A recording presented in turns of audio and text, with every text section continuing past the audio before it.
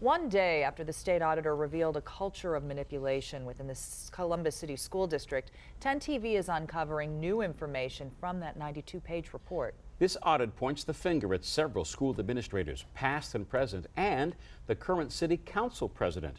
Andrew Ginther sat on the District Audit and Accountability Committee when allegations started surfacing. Now there are questions about whether Ginther killed an earlier investigation. 10 TV's Paul Aker and Tanisha Mallett have new details for us tonight, and we start with Paul. That's right. I spoke to City Council President Andrew Ginther about the allegations.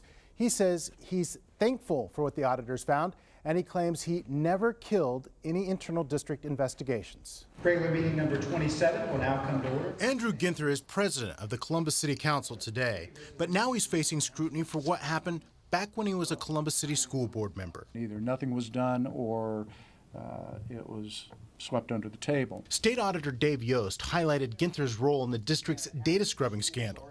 Yost says Ginther knew way back in 2004 about possible scrubbing. Yost's audit shows Ginther got an anonymous email that alleged, quote, cleansing of student records. It even named data guru Steve Tankovich. I had our internal audit staff directed them to follow up to try to gather some more information, and they investigated it for several months. Did you have any conversation with Tankovich at that point? I did not. The report says a year later, the same issue came up again. This time, internal auditor Harold Saunders was on the trail. Saunders brought the issue to Ginther and Ginther's Audit and Accountability Committee.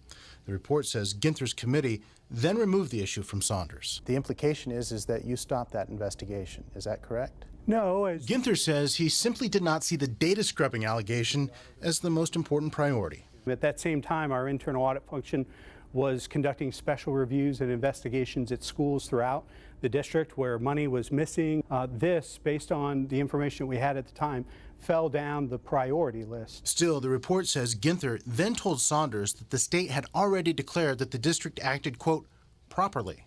Why would you tell him that? I'm not sure why, he feels that way, but I never, told the internal auditor that the State Department of Education had approved of, the allegations or the tampering of data or manipulation that was taking place. The state auditor concluded that because there was no internal audit based on these allegations, 7 years went by before the issue was publicly discovered. Paul Aker, 10 Investigates. Paul, thank you. Auditor Yost also said the data manipulation was, quote, not a teacher problem, but an administrator problem. Tonight, the president of the Teachers Union says her membership just found out how much of their data was changed. 10 TV's Tanisha Mallett has that part of our team coverage. Tanisha. Kristen, Columbus Education Association President Rhonda Johnson says the teacher's contract states principals who change grades must notify the teacher. If they don't, it's a violation and teachers have 10 days to file a grievance. But Johnson says there was never any opportunity to file a grievance because teachers were never told. Auditor Dave Yost said of the 230 teachers interviewed, more than 200 reported an administrator never talked to them about the grade change. Columbus Education President Rhonda Johnson says teachers were shocked when the evidence was shown to them during those interviews. I looked at the names of some teachers who had their grades changed, and one was a business education teacher.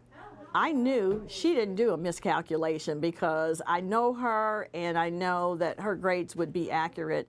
And accuracy, Johnson says, is expected of all educators. The Ohio Department of Education's Licensure Code of Professional Conduct has 8 principles, among them accurate reporting and commitment to contract. Violating those principles could lead to a license suspension from 1 day to 1 year.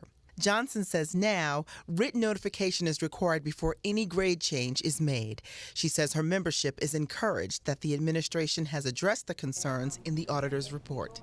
That we're not waiting to see anything, that they are taking swift action, and that's different in our culture, that swift action be taken. So I'm very pleased about this. Franklin County Prosecutor Ron O'Brien could not speak about this case specifically. However, he did say in general, violating the terms of a contract is not criminal, but could be used as evidence in a criminal investigation.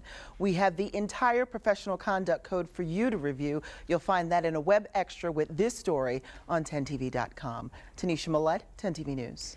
Thank you, Tanisha. And you should know you can also find both of yesterday's news conferences, the full auditor's report, and all of our previous stories at 10tv.com.